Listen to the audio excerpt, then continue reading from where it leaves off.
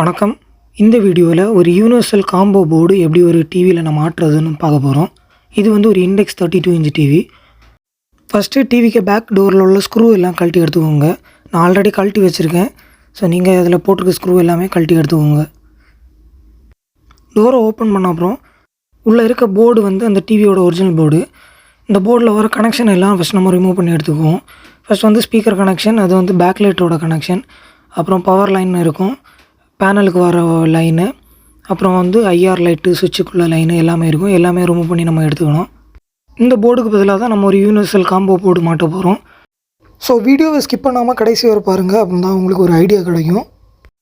So Sony, Samsung, LG, MI இதை மாதிரி கொஞ்சம் பிராண்டடாக தவிர அன்பிராண்டடாக வர டிவி எல்லாத்துலேயுமே இந்த மாதிரி காம்போ யூனிவர்சல் போர்டு தான் போட்டிருப்பாங்க. காம்போ யூனிவர்சல் போர்டுனால் வேறு எதுவும் இல்லை, பவர் சப்ளை, மதர் போர்டு எல்லாம் சேர்ந்து ஒரே போர்டில் வரது தான் காம்போ யூனிவர்சல் போர்டுன்னு நம்ம சொல்கிறோம். ஸோ போர்டோட ஸ்பெக் எல்லாம் பார்த்துடலாம். இந்த போர்டு கூட உங்களுக்கு என்ன ஒரு ஐஆர் லைட் வரும், சைடு பேனல், அப்புறம் ஒரு ரிமோட் கண்ட்ரோல். இது வந்து ஒரு மீ ப்ரோன்னு ஒரு பிராண்டோட போர்டு தான். இதில் வந்து ஃப்ரீ சாஃப்ட்வேர் கொடுத்துருப்பாங்க பேனலுக்கு, அப்புறம் சர்வீஸ் மோடு உள்ள நம்பர்லாம் கொடுத்துருக்காங்க அதிலே. அப்புறம் சேஞ்ச் லோகோ, அதாவது லோகோ நம்ம எல்லாமே செட் பண்ணிக்கலாம். அதில் எல்ஜி, சாம்சங், சோனி எது வேணாலும் நம்ம அதில் பண்ணிக்கலாம். பேக்லைட்டோட கனெக்ஷன் 700 mA வரைக்கும் கொடுத்துக்கலாம். ஸோ ஓவரால் பார்க்கும்போது போர்டு நல்லாவே இருக்குது. போர்டை நம்ம ஓப்பன் பண்ணி பார்த்துடலாம். ஸோ பாக்ஸை ஓப்பன் பண்ண அப்புறம் உள்ளே வந்து சைடு பேனல், சுவிட்சஸ்ஸு, ரிமோட்டு இதெல்லாம் சேர்த்து ஒரு பேக்கிங்காக கொடுத்துருக்காங்க. இந்த ரிமோட்டு கூட உங்களுக்கு தனியாக வாங்கிக்கலாம், மார்க்கெட்டில் அவைலபிளாக தான் இருக்குது. ஸோ நம்ம போர்டை எடுத்துக்கலாம். போர்டு வந்து ஒரு blue colour SMT type board தான். போர்டு ரொம்ப காம்பேக்டாக கொடுத்துருக்காங்க. இதில் என்னென்னா, நீங்கள் அந்த போர்டில் உள்ள கனெக்ஷன் எல்லாமே இதில் நீங்கள் அப்படியே எடுத்து கொடுத்துக்கலாம். எல்லாமே ஒரு ஜாக் டைப்பில் தான் கொடுத்துருப்பாங்க. எதுவுமே நீங்கள் சால்ட்ரிங் பண்ணுற மாதிரி வராது. அப்புறம் இந்த ரிமோட் பேக்கிங் உள்ள ஒரு ரிமோட்டு, அப்புறம் வந்து சைடு பேனலுக்குள்ள இது ஃப்ரேமு, ஐஆர் கனெக்ஷன் தனியாக கொடுத்துருக்காங்க. இந்த ஐஆர் கனெக்ஷன் வேணுன்னா யூஸ் பண்ணிக்கலாம், அப்படி இல்லைன்னா கூட டிவியோட ஐஆர் கனெக்ஷனை நம்ம யூஸ் பண்ணிக்கலாம். நான் வந்து டிவியோட ஐஆர் கனெக்ஷனை தான் யூஸ் பண்ண போகிறேன். டிவி கிட்டு கூட வர சைடு பேனல், அப்புறம் சைடு பேனலை வந்து நம்ம எப்படி மாட்டுறதுன்னு பார்ப்போம். அது சும்மா அந்த ஜாக்கு கனெக்ட் பண்ணுற மாதிரி அப்படியே டேரெக்டாக நீங்கள் மாட்டிக்கலாம். அதில் எந்த ஆல்ட்ரேஷனும் பண்ண வேண்டி இருக்காது, உங்களுக்கு ஈஸியாகவே நம்ம பண்ணிக்கலாம். அது பண்ணி முடிச்ச அப்புறம் வந்து டேரெக்டாக அப்படியே டிவிக்கு பேக் டோரில் ஃபிட் பண்ணிடலாம். இந்த போர்டு மாட்டும்போது முக்கியமாக நம்ம கவனிக்க வேண்டியது என்னென்னா, டிவி பேனலோட சப்ளை. அந்த சப்ளைக்கு வர ஜாக் மட்டும் நீங்கள் எப்படி மாற்றி போட்டாலும் கரெக்டாக சேரும். ஸோ வந்து அதை வந்து கரெக்டாக நம்ம எந்த சைடு சப்ளைன்னு பார்த்து கரெக்டாக கொடுக்கணும். அதுக்கு என்ன பண்ணணும்னா, லெஃப்ட் சைடு நம்ம காமிக்கிறதுல 3வது பாயிண்ட் வந்து டம்மியாக இருக்கும். அந்த சைடு தான் உங்களுக்கு சப்ளை லைனு, அதாவது அந்த ஒரு பாயிண்ட் மட்டும் பின் இல்லாமல் இருக்கும். அந்த சைடு தான் உங்களுக்கு வோல்டேஜ் 12 வோல்ட் சப்ளை லைனு. அதை மட்டும் கரெக்டாக கொடுத்துடணும். ஸோ நம்ம எல்விடிஎஸ் கேபிளில் வந்து ஒரு ரெட் கலரில் ஒரு ஒயர் இருக்கும், அதுதான் சப்ளை சைடு. அதை வந்து அந்த சைடில் கரெக்டாக உட்கார மாதிரி ஜாக்கை நம்ம மாட்டி எடுத்துக்கணும். இந்த எல்விடிஎஸ் கேபிள், அதாவது பேனலுக்கு போகிற சப்ளை தவிர பேலன்ஸ் வர எல்லா ஜாக்குமே உங்களுக்கு டேரெக்டாக அப்படியே சப்போர்ட் பண்ணுற மாதிரி தான் இருக்கும். அதை நீங்கள் மாற்றி போட்டாலுமே சேராது. ஸோ வந்து எப்படி அதில் வந்து கனெக்ட் பண்ணுறோமோ சேம் அதே மாதிரி கனெக்ட் பண்ணிடுங்க.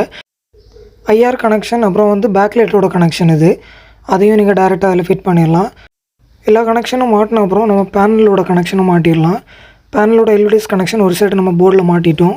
அதில் வர எர்த் லைனையும் அதில் ஸ்க்ரூ பண்ணி மாட்டிடுங்க. அதோட இன்னொரு சைடை வந்து நம்ம பேனலில் கனெக்ட் பண்ணுறோம்.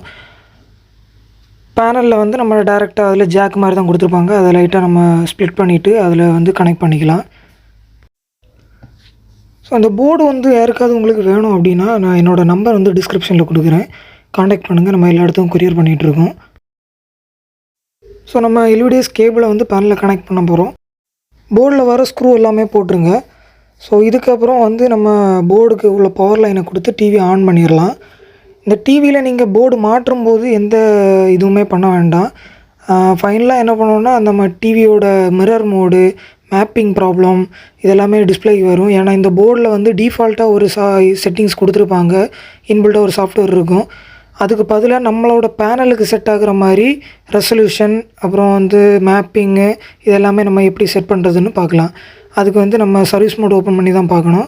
சர்வீஸ் மோடோட கோடும் நான் டிஸ்கிரிப்ஷனில் கொடுக்குறேன், அதையும் பார்த்துக்கோங்க. எல்லாமே மாட்டின அப்புறம் டிவிக்கு வர ஸ்பீக்கர் கனெக்ஷனும் கொடுத்துருங்க. அதுவும் டேரெக்டாக அவங்களே அப்படியே கொடுத்துக்கலாம். டிவியோட பேக் டோரை க்ளோஸ் பண்ணி எல்லா ஸ்க்ரூவும் போட்டுருவோம். அதுக்கப்புறம் நம்ம ஃபைனலாக டிவி ஆன் பண்ணி பார்த்துடலாம், என்ன வருதுன்னு பார்க்கலாமா. ஸோ நம்ம டிவி ஆன் பண்ணிடலாம். டிவி ஆன் பண்ண அப்புறம் உங்களுக்கு ஐஆர் லைட் வரும். அதை வந்து ஸ்டாண்ட் பை நம்ம ரிமோட்டில் ரிலீஸ் பண்ணிடலாம்.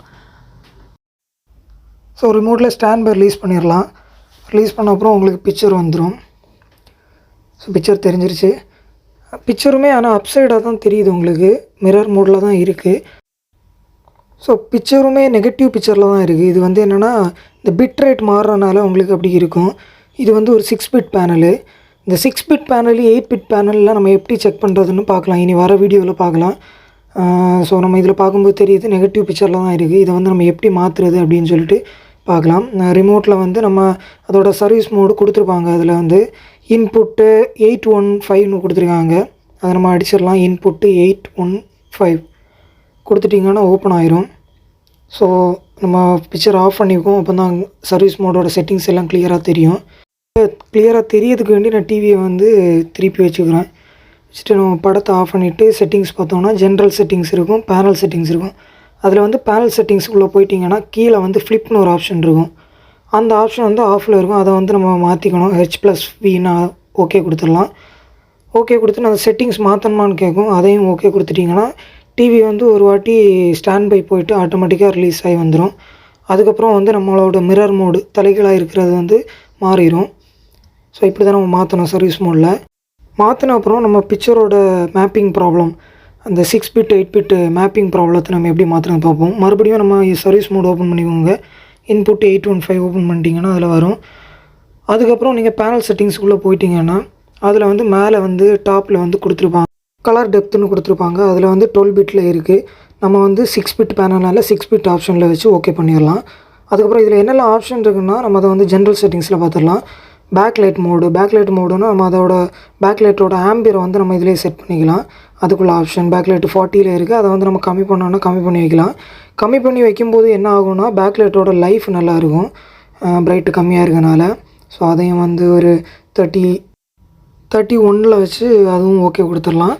பிரைட்டுக்கு தகுந்த மாதிரி மாற்றிக்கலாம். அதுக்கப்புறம் என்னென்னா பவர் லோகோ, இதுதான் நம்ம லோகோ மாற்றுறதுக்குள்ளது. அதுலேயே வந்து எல்ஜி, சோனி, அப்புறம் வந்து சாம்சங், எம்ஐ, இப்படின்னு ஒனிடா, இதை மாதிரி நிறைய இருக்குது. எது வேணாலும் நம்ம பண்ணிக்கலாம். லோகோ கூட நம்ம பென்ட்ரைவில் கேப்சர் பண்ணி கூட இதில் வந்து பண்ணிக்கலாம்.